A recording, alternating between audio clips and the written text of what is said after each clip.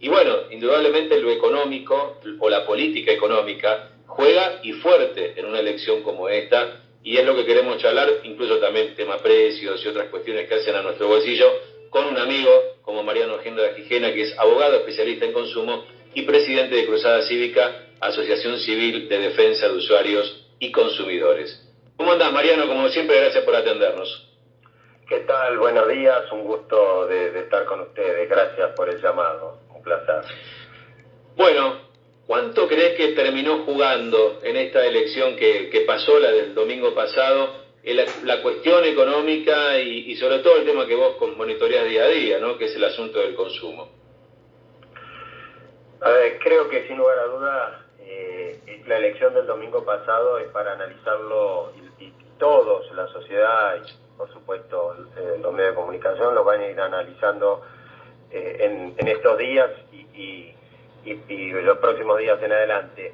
Creo que es claramente multicausal, pero sin lugar a duda que la situación de pérdida de poder adquisitivo, la frustración obviamente en cuanto a la situación sanitaria y lo que vivimos durante esos meses de encierro en la pandemia, la caída del consumo, la inflación y la caída obviamente de nuestros niveles de bienestar social y económico es una de las tantas causas que ha generado este rechazo y este voto castigo. Yo coincido con lo que vos recién comentabas, Diego, de que no es que hubo un voto hacia, en este caso a Cambiemos, a la oposición por las propuestas que en sí misma ese espacio político está ofreciendo, sino que creo que ha habido un fuerte voto castigo al gobierno por las políticas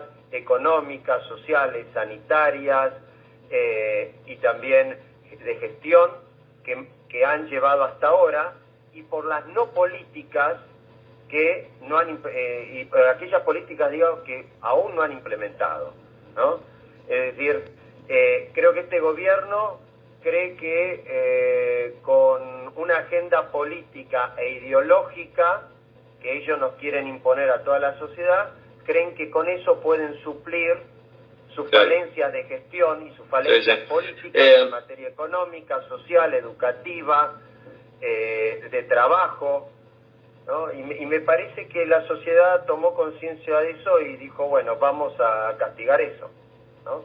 Ahora obviamente la clave está en si el gobierno sabe entender este mensaje, si lo asimila, si lo asume y consecuentemente reacciona. Bueno, yo pensaba, en el votante en ese momento de tener que ir a justamente poner su voto por uno u otro candidato, también con cuánto, yo coincido con lo que vos decías, ¿no? Hay un componente muy fuerte de la pandemia más allá de lo económico, hay como muchas heridas que quedaron abiertas y bueno, y también hay una cuestión ahí que flota y es la incertidumbre, ¿no? Y te llevo un poquito a la noticia de la semana, de estas horas, en realidad de ayer, que es este nuevo indicador oficial del INDEC que muestra la desaceleración de la inflación. Digamos, ¿vos creés que de aquí a fin de año tal vez pueda ser una pequeña ayudita que reciba el gobierno en materia económica para mostrar que la economía empieza a tomar un sendero de precios un poco menos vertiginoso que el que venía? Y dependerá de las medidas con las que el gobierno anuncie en estos próximos días. Claro. Se supone que el gobierno está ahora analizando una serie de medidas para reactivar la economía, reactivar el trabajo, reactivar la producción, y dependerá eso. Vos acabás de dar con el dedo, como se dice, poner el dedo en la llaga, que es en el factor más importante en materia económica, que es la confianza. La confianza genera expectativas positivas o negativas. Es decir, si hay confianza en el gobierno de que va a poder solucionar estos problemas que padecemos, va a haber expectativas positivas y consecuentemente eso va a servir para que las medidas que tomen, si son acertadas, tengan éxito. Si hay una desconfianza de la sociedad hacia el gobierno, como se transmitió el domingo a través de las urnas, eso va a generar expectativas negativas, y si las medidas que toma el gobierno no son realmente que cambian el rumbo que hasta ahora mantenía en materia económica y social, esa desconfianza se va a mantener y las expectativas van a ser negativas y consecuentemente esas medidas, por más bien intencionadas que sean, van a fracasar.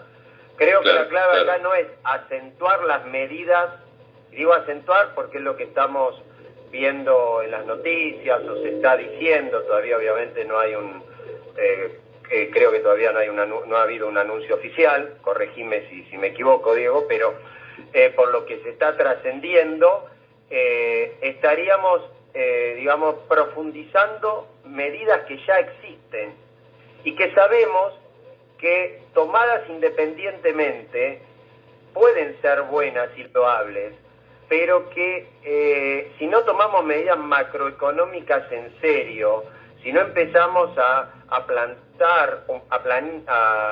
planificar un plan económico, estas medidas se pierden, son como gotas en el agua, es decir, se pierden en la inmensidad de la profundidad del océano, no sirve, ¿no? Y además están destinadas para un sector de la sociedad, y creo que ahí se equivoca porque el sector que más castigó a este gobierno con su voto fueron los sectores medios, que fueron los sectores que han quedado huérfanos de cualquier tipo de asistencia y abandonados totalmente por el gobierno, ya que no tomó ninguna medida para contener la situación, el desastre económico que por supuesto la pandemia empezaba a generar, ¿no? Claro. Que son los monotributistas, los comerciantes, las pequeñas pymes, el asalariado que perdió su capacidad económica porque obviamente fue licenciado o perdió su trabajo o ya obviamente no puede incorporarse de vuelta a la actividad plena porque el empleador no está trabajando, obviamente la empresa a la cual trabaja no está realizando una actividad plena. Todos esos sectores medios, independientes, profesionales y también asalariados, son los grandes perjudicados de esta cuarentena eterna, donde no han tenido ningún tipo de contención ni de asistencialismo por parte del Estado. Y es ahí donde el gobierno vuelve a fallar, vuelve a ningunearlos y a desconocerlos. Y creo que esa bronca, esa decepción, ese enojo, esa frustración de quien tuvo que cerrar su comercio y despedir a 1 o 2 empleados que tenía seguramente de hace muchos años, en donde no solamente perdió dinero, perdió sus sueños, porque detrás de un comercio, detrás de una pequeña actividad, de una pyme, de un emprendimiento, detrás de un emprendedor, no solo hay trabajo y dinero, hay sueños de toda una vida que se frustran. Claro. Y la necesidad finalmente, Mariano, digo, esperemos de todo lo que se insinúa como anuncio, que vos me preguntabas recién, y hasta ahora lo que tenemos es una puesta en escena del presidente con Martín Guzmán y la expectativa que sigue por anuncios concretos. La pregunta, yo creo que ahí diste la clave y es lo que un poco decimos en el programa y a lo largo, creo que de la programación en Milenio siempre lo decimos, bueno, ¿qué va a haber sobre la mesa en materia de anuncios para el sector productivo? Que es el que genera el laburo, ¿no? Totalmente. Vuelvo, lo sintetizo de esta forma. ¿Vamos a tomar medidas económicas, políticas y sociales para generar trabajo o vamos a tomar medidas económicas, políticas y sociales para administrar la pobreza?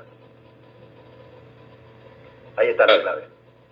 Claro, clarísimo. Mariano Gendra Quijena, Mariano, te agradezco muchísimo como siempre, ¿eh? Un placer, ha sido un gusto, gracias por el llamado. Dale, la seguimos en cualquier momento como siempre.